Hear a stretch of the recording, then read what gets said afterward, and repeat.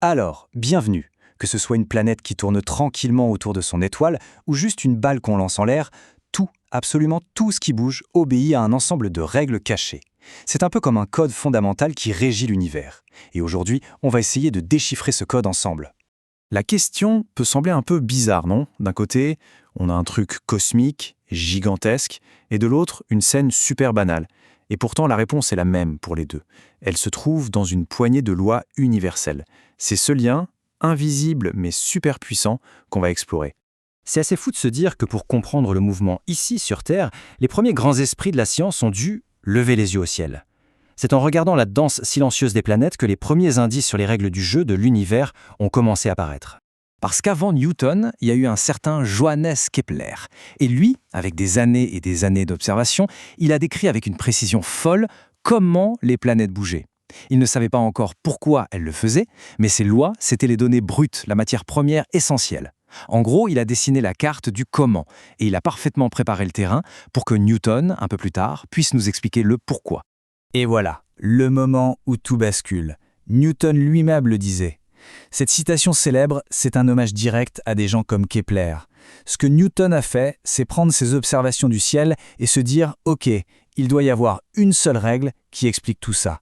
Une règle qui marcherait aussi bien pour la chute d'une pomme que pour l'orbite de la Lune. » Et au final, Newton a réussi à condenser tout ça en 3 lois, mais d'une élégance et d'une simplicité incroyables. Ce ne sont pas juste des formules de physique, c'est le code de la route fondamentale du mouvement. C'est un peu le code source de notre univers de tous les jours. La première loi, c'est celle de l'inertie. Pour faire simple, c'est la loi de la flemme cosmique. Les objets, ils résistent au changement. Un satellite qui file dans le vide de l'espace, il va continuer en ligne droite à la même vitesse pour l'éternité, à moins que quelque chose, comme la gravité d'une planète, ne vienne le forcer à tourner. Ah, la voilà, la fameuse F égale ma. En fait, elle est super intuitive. Pour faire bouger un truc, il faut le pousser. Logique. Pour qu'il accélère, il faut pousser plus fort. Toujours logique. Et si ce truc est beaucoup plus lourd, il va falloir pousser beaucoup plus fort pour avoir le même résultat. Et la 3e loi, elle nous dit qu'une force n'est jamais toute seule. C'est toujours une interaction, un duo. Quand on s'appuie contre un mur, on a l'impression d'être le seul à pousser. Mais en fait, non, le mur nous repousse avec une force exactement égale.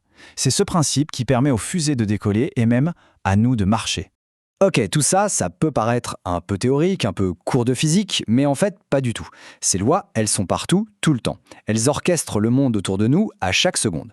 On va voir comment ces grands principes sont juste notre quotidien. L'inertie, c'est cette sensation très familière dans le bus. Quand il freine d'un coup, notre corps, lui, veut continuer à avancer. Il suit la première loi, il veut juste continuer ce qu'il était en train de faire. Un airbag, c'est une invention géniale conçue précisément pour gérer cette inertie de manière plus douce lors d'un choc. Et voilà un exemple parfait de la 2e loi.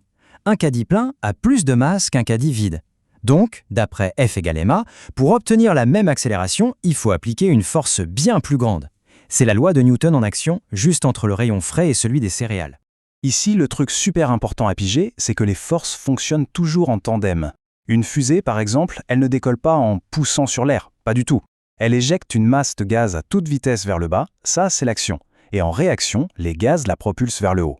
C'est exactement le même principe pour un oiseau qui bat des ailes. Pendant des centaines d'années, on a vraiment cru ça, que ces 3 lois suffisaient à tout expliquer. Le grand puzzle de l'univers semblait résolu. Sauf que, en allant voir dans les extrêmes, dans l'infiniment petit ou à des vitesses folles, des petites fissures ont commencé à apparaître dans ce bel édifice. Et oui, il se trouve que les lois de Newton, aussi géniales soient-elles, ont une sorte de zone de couverture. Elles marchent à la perfection dans notre monde, mais elles ne sont pas toute l'histoire. On va explorer ce qu'on appelle la limite newtonienne. En gros, la physique de Newton, c'est une approximation absolument brillante de la réalité, mais à notre échelle. Pour des objets qu'on peut voir, qui se déplacent à des vitesses raisonnables, c'est notre zone de confort.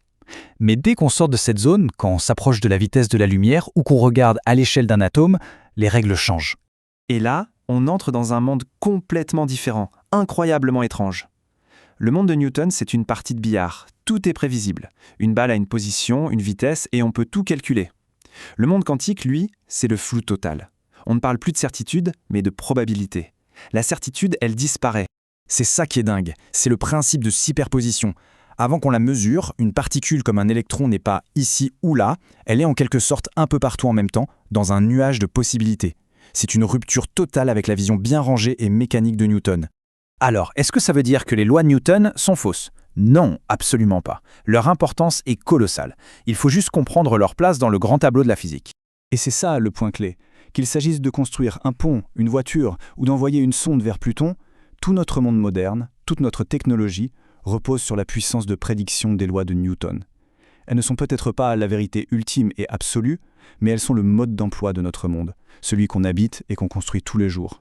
L'histoire de Newton, au fond, nous enseigne une leçon d'humilité et de curiosité. Même nos théories les plus solides ont des limites. La recherche de la compréhension ne s'arrête jamais. Et ça pousse forcément à se demander quelles autres règles, peut-être aussi folles et contre-intuitives que la physique quantique, nous attendent encore dans les grands mystères de l'univers.